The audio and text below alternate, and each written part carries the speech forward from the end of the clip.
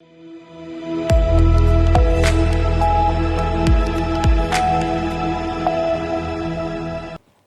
मैं हूं रत्ना और आप देख रहे हैं सी न्यूज़ भारत। इस बुलेटिन में हम आपको रूबरू करवाएंगे उत्तर प्रदेश के जिलों से आ रही मुख्य खबरों से।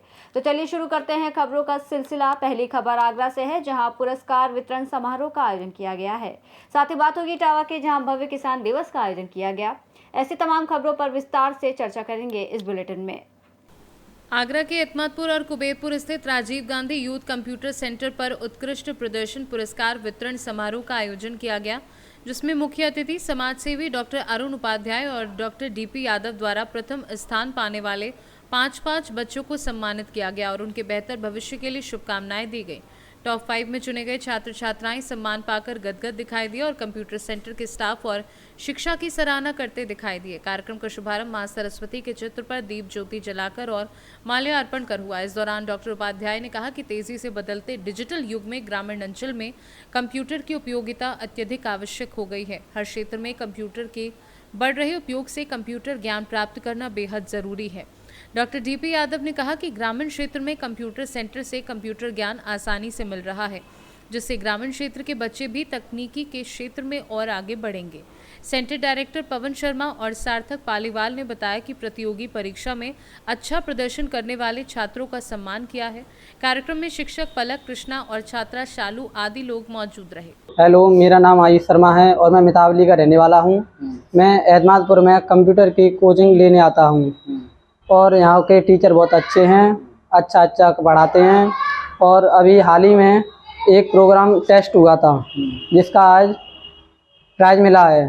मैं टॉप 5 में से एक बच्चे में आया हूँ और मुझे भी सम्मानित किया गया है। मैं चाहता हूँ कि आपके भी बच्चे यहाँ पर आएँ, मेरी तरह पढ़ें और पुरस्कार जीतें। क्या नाम है आपका? रहने वाले हैं क्या नाम? जी, मेरा नाम दीक्षा चौहान है एंड मैं छलेसर की रहने वाली हूँ और ये कुबेरपुर राजीव गांधी कंप्यूटर युद्ध साक्षरता मिशन, यहाँ पर मैं कुछ महीनों से कंप्यूटर सीखने आ रही हूँ।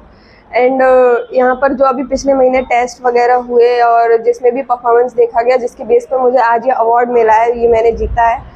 एंड मैं रियल में बहुत खुशी हूँ। बट एक बात ज़रूर कहना चाहूँगी कि सीखने वाली सिखाने वाली जगह बहुत होती है, लेकिन हर जगह जो सहयोग होता है वो टीचर का होता है। यहाँ के टीचर बहुत ही सहयोगी हैं कि लाइक मैं कभी भी कोई भी प्रॉब्लम हो, कुछ भी पूछना चाहूँ तो बहुत अच्छे से समझाते हैं, करते हैं, जिसकी वजह से ही बच्चे का परफॉर्मेंस सुधरता है। और मैं आज यहाँ पहुँची and thank you Pawan sir and सार्थक सर और मैनेजर भैया, कृष्णा भैया, सबको thank you so much very जो मैं आज पहुँची। सर, आज राजीव गांधी कंप्यूटर पर आए हैं, सर्टिफिकेट वितरण हुआ है, मेधावी छात्राओं का सम्मान है, क्या कहना चाहेंगे इसके बारे में?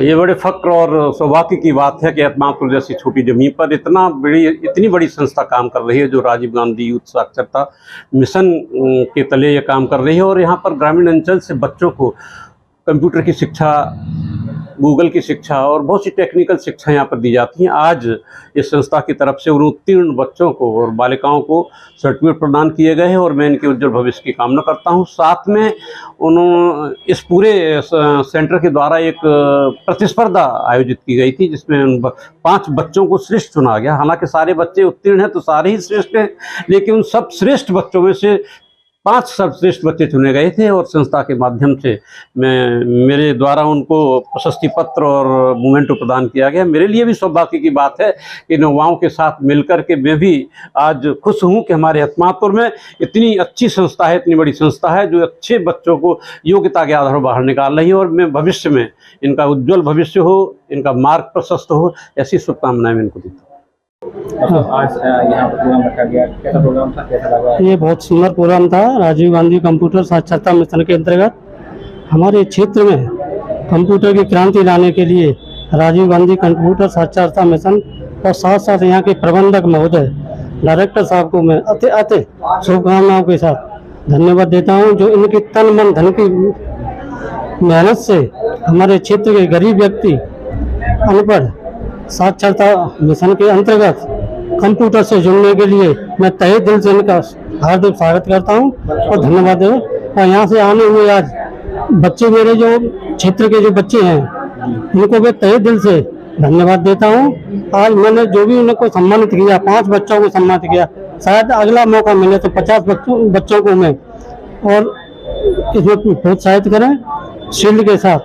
अत्यंत धन्यवाद। आगरा से सीनू संवाददाता विष्णु बघेल की रिपोर्ट। इटावा में कृषि भवन का वातावरण आज उत्साह और जागरूकता से भर गया, जब वहां भव्य किसान दिवस का आयोजन किया गया। सैकड़ों किसान भाइयों और बहनों ने बढ़ चढ़कर हिस्सा लिया और कृषि विशेषज्ञों से मार्गदर्शन प्राप्त किया। कार्यक्रम की शुरुआत उप कृषि निदेशक आरएन सिंह के संबोधन से हुई। उन्होंने किसानों से पराली न जलाने की अपील करते हुए कहा कि पराली खेतों की उर्वरा शक्ति है, इसे जलाना नहीं संभालना चाहिए। जिला कृषि अधिकारी ओंकार सिंह ने पराली प्रबंधन और सहभागिता योजना की जानकारी साझा की, जबकि जिला पशु चिकित्सक अधिकारी डॉक्टर दिलीप कुमार ने पशुओं के टीकाकरण और पराली को पशु चारे के रूप में उपयोग करने के महत्व पर प्रकाश डाला। इस मौके पर उपस्थित अधिकारियों ने कहा कि पराली जैसे संसाधन का सही उपयोग खेती की लागत घटाने और पर्यावरण संरक्षण दोनों में मददगार हो सकता है। कार्यक्रम को सफल बनाने में विपिन कुमार, गौरव कुमार, अनिल श्रीवास्तव, ब्रदत्त और समस्त कृषि भवन स्टाफ का विशेष योगदान रहा। सर, आज कृषि भवन में इतने भव्य किसान दिवस का आयोजन किया गया, तो इसमें कितने किसान आए और किसानों की ज़्यादातर क्या समस्या देखने को मिली है? आज किसान दिवस जो है वो हर महीने के तीसरे बुधवार को होता है और किसानों की समस्याएं सुनी जाती हैं, इसमें उनका निदान किया जाता है। इसमें सभी विभागों के अधिकारीगण जो कृषि से लगे हुए हैं और साथ ही साथ वैज्ञानिकगण भी रहते हैं जो किसानों के तकनीकी समस्याओं का भी समाधान करते हैं। आज के इस कार्यक्रम में विशेष हमारा कार्य था कि किसानों को जागरूक किया जाए पराली न जलाने जी, और उससे जलाने के जो उल्टे परिणाम हैं उनको बताया गया, दुष्परिणामों के बारे में। हाँ जी, और साथ ही साथ ये भी बताया गया कि इसमें सरकार ने 5,000, 10,000 और 30,000 जुर्माना भी कर दिया है, जो पिछली बार से लगभग दूना है। तो ऐसे में किसानों को पराली जलाना भी ठीक नहीं है, जुर्माना भी देना पड़ सकता है। साथ ही साथ एक तरफ मिट्टी का भी ह्रास होता है, उसमें भी कमी आती है स्वास्थ्य में उसके, और दूसरी तरफ हम जला देते हैं तो प्रदूषण भी होता है।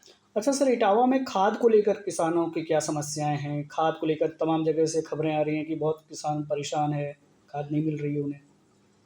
परेशानी का कोई ऐसा कारण नहीं है, खाद तो आ रही है, लेकिन दिल्ली द्वारा निर्णय लिया गया कि पहले उन किसानों को खाद दिया जाए जो आलू और लाह की खेती करते हैं, सरसों की। जी, लेकिन बहुत से लोगों ने गेहूं के लिए भी रख लिया है खरीद करके सोसाइटियों से, इन जगहों से, तो थोड़ा सा दिक्कत इससे आई है। लेकिन खाद निर्बाध गति से आ रही है ज़िले में। अभी हमारे पास 3,000 मैट्रिक टन DAP फास्फेटिक उर्वरक हैं और कल भी हमारे पास लगभग 1450 मैट्रिक टन के आसपास कृषकों की DAP आ जाएगी। तो बढ़ रही है खाद, कोई दिक्कत नहीं है। आज भी लगभग 28 गाड़ियाँ रवाना की गई हैं सारी सोसाइटियों पे, संघों पे, और कल भी 10 गाड़ी जाएगी और परसों से फिर खाद आ जाएगी तो और भी खाद दी जाएगी। खाद की कोई कमी नहीं है, बशर्ते कि किसान जो है वो उसका समुचित प्रयोग करें, संतुलित प्रयोग करें। कभी बहुत ज़्यादा खाद डालने से कोई फ़ायदा नहीं होता है, ये भी बात है। और जब उनको खाद की ज़रूरत हो तभी खाद लें। अच्छा सर, रबी की बुआई आ गई है, तो गेहूं कब तक आने की उम्मीद है? जो बीज का गेहूं है, जो गेहूँ आ चुका है हमारे यहाँ और वितरण में भेजा जा रहा है, दिक्कत उसमें नहीं है। चलिए सर, शुक्रिया। इटावा से सीनू संवाददाता देवेंद्र सिंह की रिपोर्ट। हाथरस में प्रेम रघु आयुर्वेद मेडिकल कॉलेज में ऑपरेशन के बाद एक महिला की संदिग्ध परिस्थितियों में मौत हो गई। परिजनों ने डॉक्टरों पर गंभीर आरोप लगाते हुए कहा कि गलत उपचार के चलते महिला की जान गई और अस्पताल प्रशासन ने उसे जिंदा बताकर आगरा रेफर कर दिया। इस घटना से आक्रोशित परिजनों ने अस्पताल परिसर में शव रखकर जमकर हंगामा किया। हंगामे के बाद डॉक्टरों से लेकर कर्मचारी तक अस्पताल से गायब हो गए। सूचना मिलते ही पुलिस मौके पर पहुंची और स्थिति को नियंत्रित किया। पुलिस ने शव को अपने कब्जे में लेकर पोस्टमार्टम के लिए भेजा है। फिलहाल परिजन अस्पताल में डटे हुए हैं और डॉक्टरों के खिलाफ कड़ी कार्यवाही की मांग कर रहे हैं। क्या नाम है आपका? मेरा नाम है आकाश। जो ये खत्म हुई है वो कौन थी आपकी? मम्मी। क्या परेशानी थी? उनका ऑपरेशन कराया था रसौली का। कहाँ किया था रसौली का ऑपरेशन? किसने किया था? डॉक्टर आए थे बाहर से शायद। किस हॉस्पिटल में किया था? प्रेम रघु पैरा मेडिकल। डॉक्टर का नाम नहीं पता मुझे। किस डेट को कराया था ऑपरेशन? 13 तारीख को हुआ था, शाम को 5 तब से यहीं पे उपचार चल रहा था? तब से यहीं चल रहा था। आज क्या घटना हुई?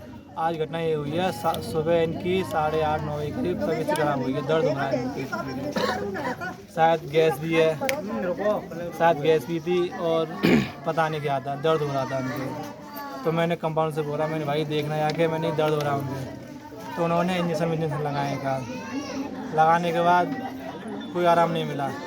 फिर थोड़ी देर बाद मैं फिर बोला, मैंने भाई यार कोई आराम नहीं मिला, क्या हो जाएंगे ठीक। फिर मैं वहीं आ गया वापस लौट के।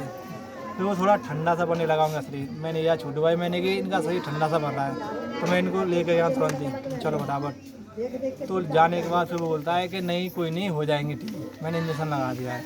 अरे मैंने ना मैंने करो यार। तो फिर इसने और इंजेक्शन मंगाए कोई, फिर वो लगाए।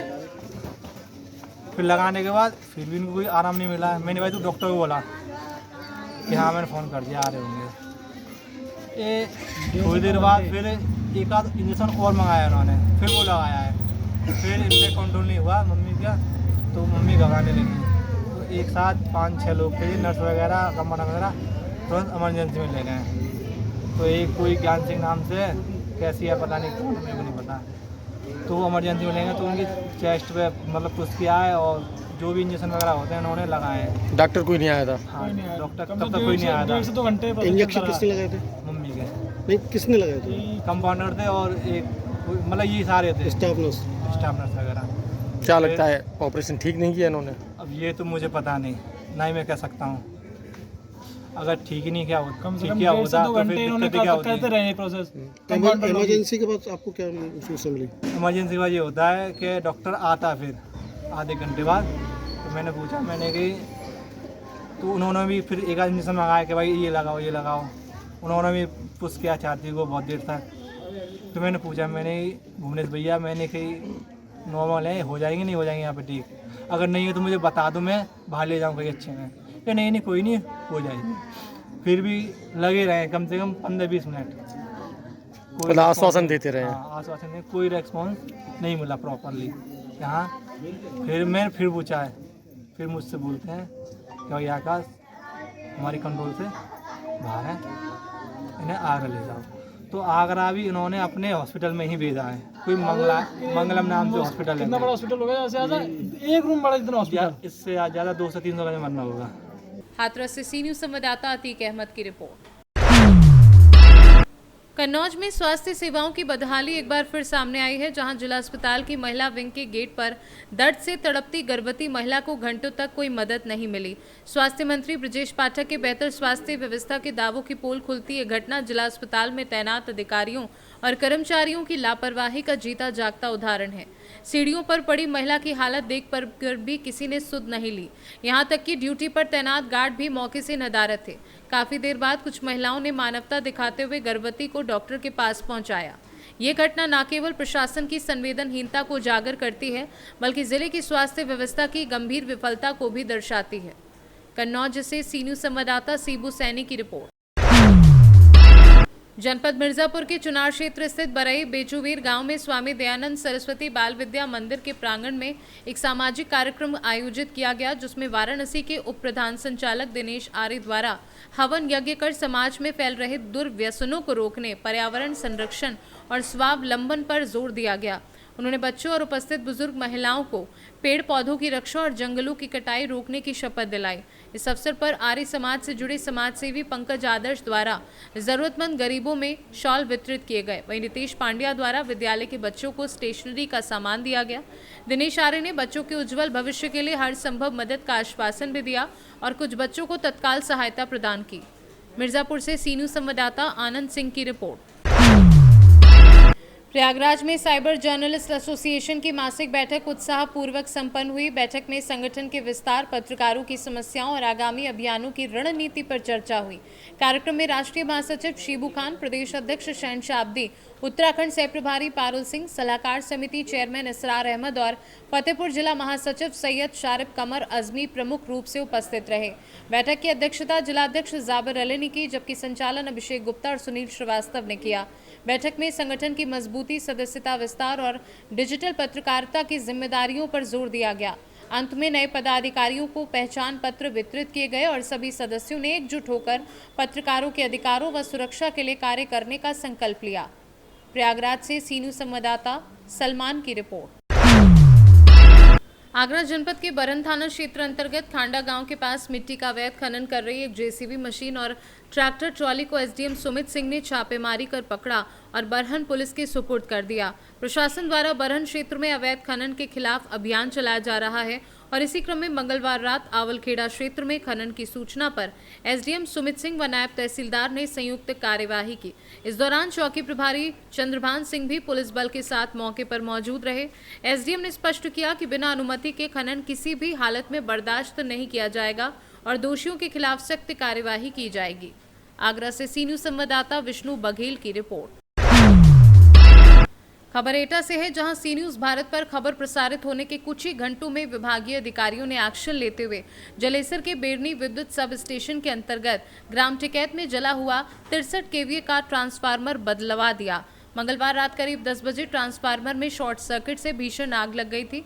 आग की लपटें उठते ही ग्रामीणों में अफरा तफरी मच गई। इस ट्रांसफार्मर से कई नलकूप संचालित थे, जिससे गांव के किसानों की सिंचाई व्यवस्था ठप पड़ गई थी।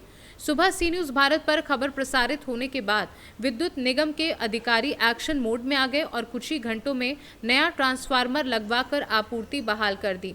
ग्रामीणों ने कहा कि अगर मीडिया ने मुद्दा न उठाया तो राहत मिलने में और समय लग जाता। उन्होंने सी न्यूज भारत और रिपोर्टर लखन यादव एटा का आभार जताया। एटा से सी न्यूज संवाददाता लखन यादव की रिपोर्ट।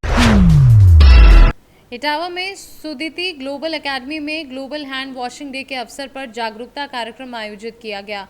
मुख्य अतिथि के रूप में सैफई मेडिकल कॉलेज के doctor Vishwanath, doctor Deepak Kumar, doctor जागृति और डॉक्टर दीपिका उपस्थित रहे।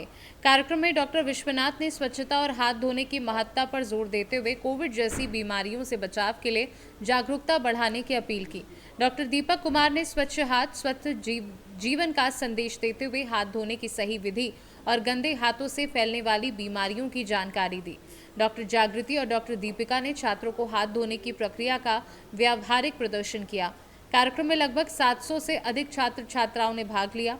प्रधानाचार्य कमल कुमार ने अतिथियों का आभार व्यक्त करते हुए कहा कि स्वच्छता की आदत समाज में स्वास्थ्य जागरूकता बढ़ाने का सबसे सरल तरीका है। कार्यक्रम में विद्यालय के वरिष्ठ समन्वयक मसूद अहमद, संदीप मौर्य, सिंपल त्रिपाठी, सीमा यादव सहित शिक्षकगण उपस्थित रहे। इटावा से सी न्यूज संवाददाता असित यादव की रिपोर्ट। फिलहाल इस बुलेटिन में बस इतना ही। देश और दुनिया की तमाम बड़ी खबरों के लिए देखते रहिए सी न्यूज भारत।